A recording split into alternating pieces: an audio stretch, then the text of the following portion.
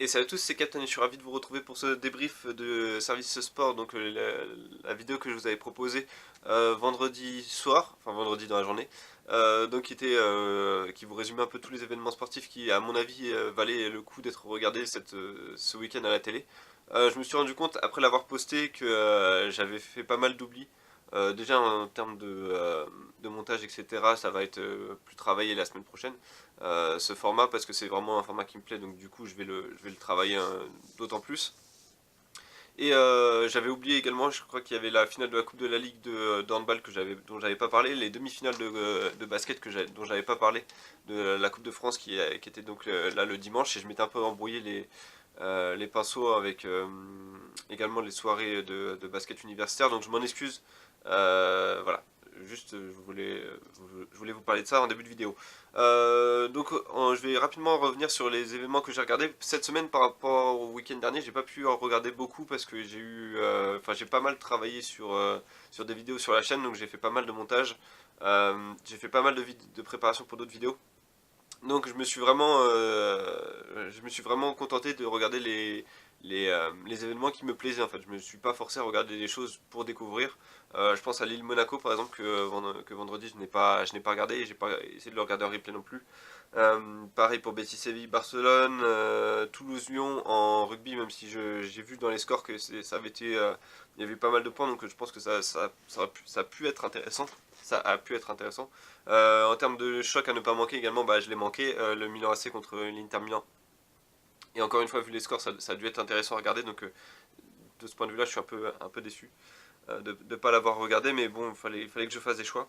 Par contre, j'ai regardé Enfin, je me suis surtout encore une fois concentré sur le basket cette fois-ci.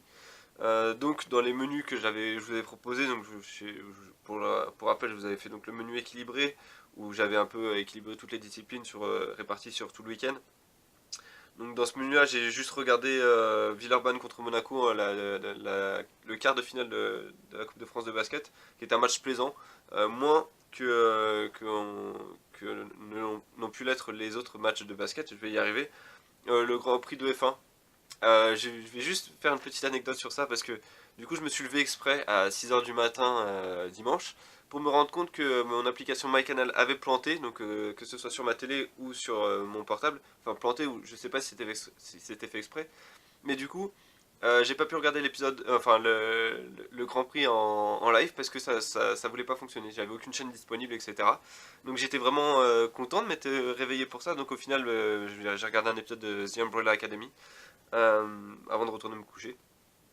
Mais du coup, j'ai regardé le Grand Prix en replay. Pas de chance, malheureusement, à cause des notifications sur portable, je m'étais fait spoiler le résultat.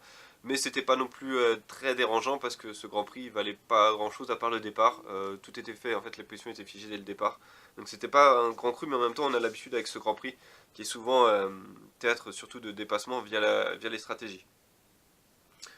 Donc pour revenir sur ce menu équilibré, Toulouse-Lyon en rugby, comme je vous l'ai dit, je l'avais pas regardé, et PSG Marseille, je l'ai regardé pour le coup en live, mais ce match enfin, pour un classique c'était assez décevant également. Enfin ça fait un moment que les classiques sont assez décevants. Le dernier qui était vraiment intéressant c'était le 2-2 d'il y a 2 ans maintenant, je crois. Là ce match-là il valait juste pour la prestation d'Angel Di Maria qui était voilà en feu hier et qui aurait pu avoir un triplé. Enfin c'était vraiment le meilleur joueur de ce match et la seule chose à retirer de ce match à mon avis. Par contre, un menu qui valait vraiment le coup, du coup, c'était le menu 100% choc. Donc Nanterre Metropolitans, Nanterre contre les Metropolitans. C'était le match du week-end, à mon avis. Donc c'était un quart de finale de Coupe de France. C'était vraiment. On a eu tout dans ce match. On a eu, je crois qu'au premier carton, le Valois mené. Après, c'est Nanterre qui a pris le dessus. Retour de Levallois dans le dernier carton. Et puis dans les dernières secondes, il y avait des shoots à 3 points qui sortaient de nulle part, etc.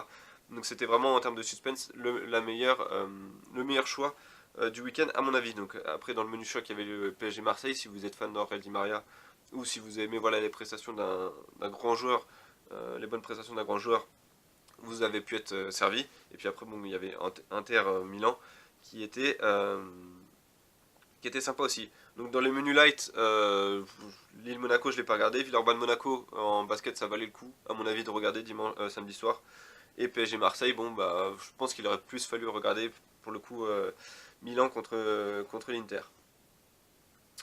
Donc dans le menu 100% foot, pour le coup, il m'a pas intéressé, enfin il m'intéressait pas tellement, je vous l'avais proposé parce que voilà, il faut bien proposer une offre 100% foot, mais Lille Monaco apparemment c'était un 0-0 qui s'est transformé à la fin en un 1-0, donc c'était à mon avis pas super spectaculaire, après peut-être que je me trompe. Euh, Betis Séville Barcelone, je l'ai pas regardé, il y a eu 4-1 pour Barcelone de ce que j'ai lu, donc bon, je ne veux pas en dire grand chose. Everton qui a battu Chelsea 2-0, ça me surprend pas tellement parce que Everton à domicile est quand même assez difficile à prendre. Ils ont des joueurs devant qui sont plutôt bons. Je pense à Richarlison et Sigurdsson qui sont, enfin, qui ont pas le niveau pour aller dans les grands clubs, mais qui ont un niveau qui ont de quoi embêter les grandes équipes sur certains matchs. Donc encore une fois, on revient sur Milan Inter Milan qui était à mon avis le match foot du week-end et donc le PSG Marseille dont j'ai déjà parlé. Le menu gourmand, je vais pas en parler non plus parce que j'ai pas regardé du coup les matchs de basket universitaire, je vais le faire après. Je pense que je vais le faire ce soir après avoir fini de travailler sur les vidéos, etc. Je vais me détendre en regardant ça. Lille Monaco, j'en ai déjà parlé. Le Grand Prix de F1, donc ça servait à rien de se lever pour ça et le regarder pas en replay. Dans la vidéo là, je vais mettre, je pense, le départ en résumé. Enfin, le résumé du départ, pardon. Enfin, de la course, mais du coup, ça sera juste le départ. Ce que je vais montrer, en gros, vous aurez vu toute la course. Pareil pour PSG Lyon, ça valait pas forcément le coup. Et Toulouse Lyon, bon, c'était une orgie de points, donc pourquoi pas le regarder en replay après tout. Mais je pense que si vous avez vraiment regardé toutes ces choses-là, vous n'avez pas passé un super week-end devant votre télé, à mon avis en tout cas. Par contre, le menu 100% basket pouvait être vraiment intéressant, hormis encore une fois l'offre basket universitaire que j'ai pas vu, donc je peux pas en parler. Mais moi, de ce que j'ai vu, donc j'ai vu Fenerbahçe Barcelone vendredi. C'était un bon match d'Euroleague, vraiment avec du suspense, vraiment des équipes qui étaient fortes défensivement, et puis après c'est l'attaque qui a pris le dessus, surtout pour Fenerbahçe, dans une ambiance vraiment très bonne. Donc ça c'était vraiment un match très plaisant à suivre, donc j'ai déjà parlé de Nanterre contre Metropolitans. La seule chose dérangeante avec ce match, qui aurait été le match parfait si ça avait été le cas, c'est que ça se jouait sur un terrain neutre, donc c'était à Angers. Et il n'y avait pas d'ambiance en fait, la salle était à moitié vide. Donc c'est un choc qui résonnait cru en fait. Et j'ai trouvé ça dommage. Et c'est la même chose pareil du coup pour Villeurbanne contre Monaco. Donc voilà, c'est tout ce que je voulais dire pour cette vidéo. Donc selon moi, encore une fois, la meilleure offre du week-end c'était le menu choc avec le menu 100% basket. Mais voilà, si vous avez vu d'autres choses, n'hésitez pas à me dire ce que vous en avez pensé dans les commentaires. Si vous avez regardé d'autres événements, je pense que au tournoi à destination, est-ce que ça valait vraiment le coup de regarder autre chose que l'équipe de France? Parce que je pense que enfin, personne va se mettre devant un match de l'équipe de France de basket et se dire ah ouais, j'attends un bon match. Donc non, c'est pour ça que j'en parle pas dans, dans mes menus sport, dans les services sport, c'est parce que l'équipe de France de rugby n'a pas d'intérêt, selon moi, à mes yeux en tout cas. Donc voilà pourquoi j'en ai pas parlé, mais peut-être que je crois qu'il y avait Angleterre-Écosse qui apparemment a été intéressant à suivre, avec un demi-exploit des Écossais, donc peut-être que vous l'avez suivi. Si vous l'avez suivi, n'hésitez pas à me dire ce que vous en avez pensé dans les commentaires. N'hésitez pas à me dire ce que vous avez pensé de cette vidéo également dans les commentaires, je serais ravi de vous y retrouver et de discuter avec vous. Et puis bah voilà, c'est tout ce que je voulais dire pour cette vidéo, donc on se retrouve vendredi pour le service sport numéro 2, pause dans les championnats avec du coup la trêve internationale, donc on va avoir d'autres choses à regarder à mon avis ce week-end, donc ça, voilà, on va varier un peu les choses.